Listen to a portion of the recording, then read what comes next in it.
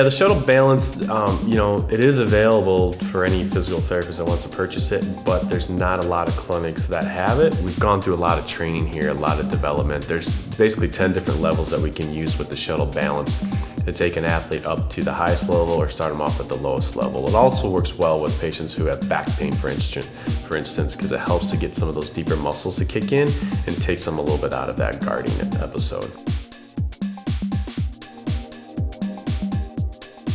The Nike goggles that we have here are strobe glasses, which basically you can set the speed and the frequency at which you're actually going to have the athlete's vision black out and then come back on.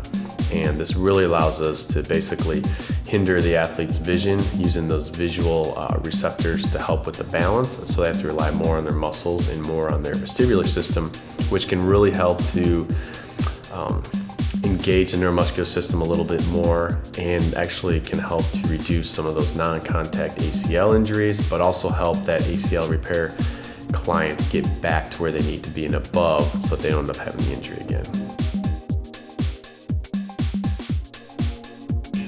The Dynamic Edge is it's a side-to-side motion trainer. The Olympic ski teams use this to train with. A lot of ski teams around around the world use this to train with also.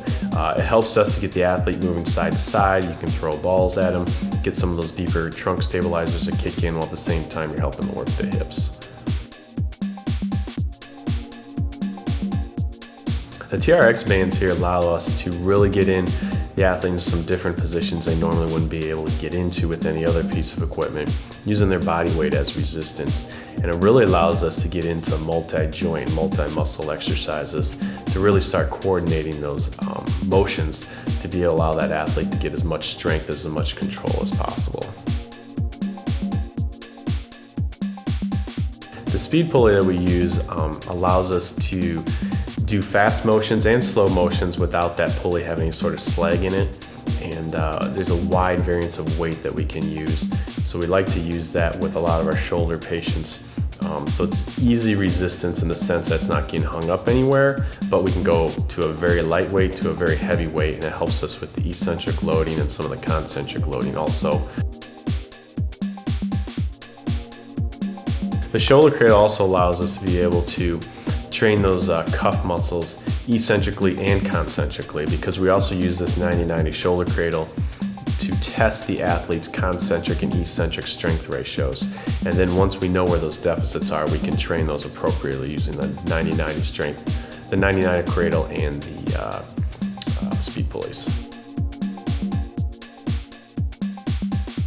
The MVP shuttle that we have here basically is this line platform that the athlete can lie supine on and be able to do a lot of, without using their full body weight, doing some plyometric training. We can also help to get proper control through the hip, knee, and ankles.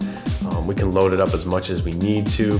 It helps to get some of the faster twitch muscles kicking in a little bit more also, and it helps the athlete engage some of the neuromuscular control mechanisms a little bit more efficiently too than just the normal weightlifting.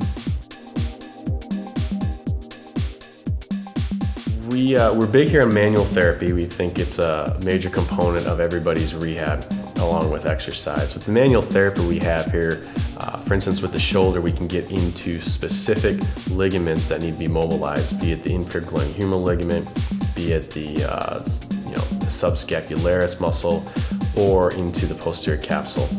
And by getting into those areas there specifically, we can loosen up any sort of adhesions the athlete may have to allow that shoulder to function properly. We also are able to do manipulations of the thoracic spine, which helps to loosen up that torso and allow that shoulder to free up a little bit more too, and then helps with that cross control as far as from that shoulder to the opposite hip. We really like having the video analysis here in the clinic because I think it allows us to start handling the other half of the picture.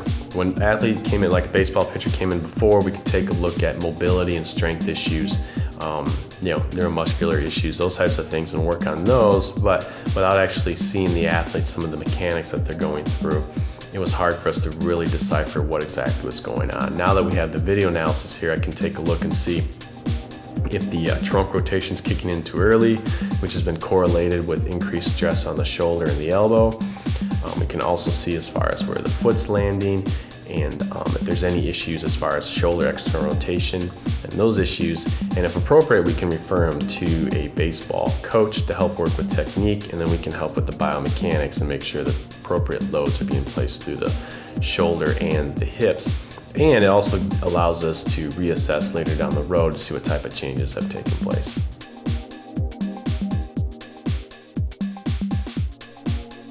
We really like to use free weights and pulleys here in the gym because it basically helps us isolate certain muscle groups, and we can get in and actually work on those specific muscles. But then once those strength issues are taken care of, then we can start working more on the multi-joint, multi-muscle exercises with the free weights and the pulleys also. In addition, we like to use medicine balls and those types of things that the athlete can actually speed up the velocity a little bit and actually get those muscles to kick in rapidly versus slowly, and really get the athlete to adapt to different stresses.